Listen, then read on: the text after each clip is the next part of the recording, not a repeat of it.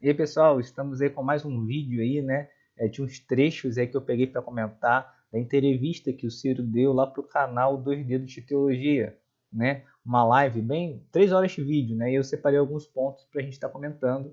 E um desses é esses daí, ó, ideologia de gênero, né? Liberdade religiosa, né? O Ciro tratou desse tema e é um tema bem interessante. Vamos estar ouvindo aí o que ele falou e depois vamos fazer alguns comentários aí sobre.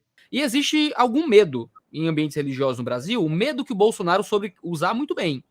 O discurso sempre foi muito apocalíptico. Ou vocês votam em mim, ou pastor que pregar que homossexualidade é pecado vai para cadeia, se for Lula de novo, não é? E coisas assim. Como é que o senhor interpreta esse tema da liberdade de expressão debaixo do seu governo? O princípio não é a liberdade. Liberdade para um democrata como eu é tão importante quanto o ar que se respira. E a liberdade deve ser absolutamente ampla até o limite em que fira a liberdade, não é, de eventuais antagonismos e contradições. Uhum. Então, é só isso. Por exemplo, a pedagogia, como é que chama? Ideologia de gênero. Isso nunca existiu, pastor Iago. Isso é a tal guerra híbrida. Você inventa isso a partir de uma coisa que tem verossimilhança. E aí nós podemos discutir, porque é uma pedagogia complexa. Você deve ou não deve, na pedagogia, na escola, prevenir as crianças sobre, por exemplo, abuso sexual. 70% do abuso sexual que se comete contra crianças, meninos e meninas, são parentes. E vem de a gente deve ou não deve prevenir isso? A minha geração aprendi isso na marra, na rua. Mas eu saltei uma fogueira imensa. Eu não tinha orientação, por exemplo, sobre o risco de uma doença sexualmente transmissível. Então, isso é um assunto. O outro assunto é você invadir a autonomia das famílias, não é?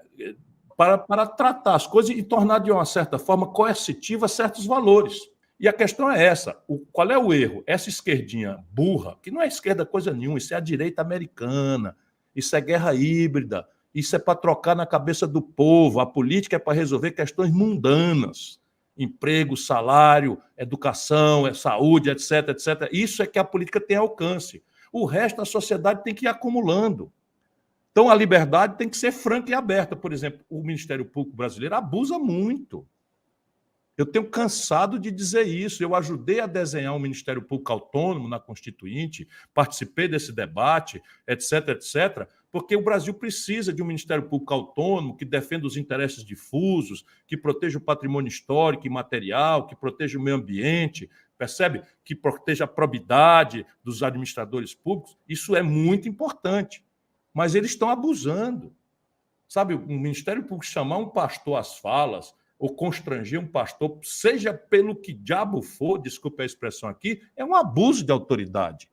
Por quê? Porque a Constituição brasileira o Estado brasileiro é laico. E ele não é laico para punir religião, ele é laico para proteger a liberdade religiosa. Precisa dizer isso para todo mundo. Quando o Brasil ganhou independência, a Constituição de 1824 determinava o catolicismo como religião oficial. Portanto, fazia marginais todas as outras expressões de adoração a Deus. As religiões de matriz africanas, o protestantismo, nas suas diversas denominações, eram todos transformados pela Constituição de 1824 em marginais, porque o Estado brasileiro adotava uma religião oficial, que era o catolicismo.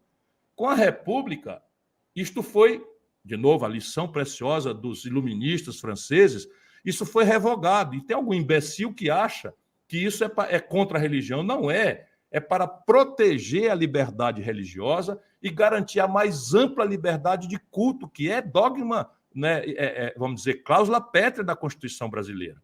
Portanto, quem invadir...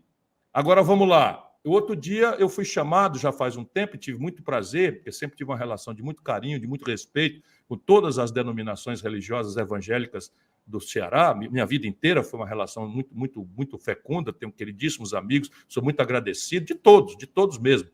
E eu fui procurado porque a Prefeitura de Fortaleza estava abusando em cima de uma questão correta.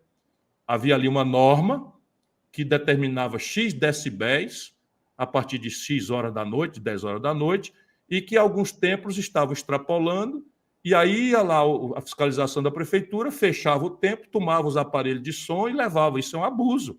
Me procuraram, eu mediei uma grande reunião e nós conseguimos um acordo muito interessante de autorregulação em que os próprios pastores acertaram o livro de decibéis, os horários, etc, etc.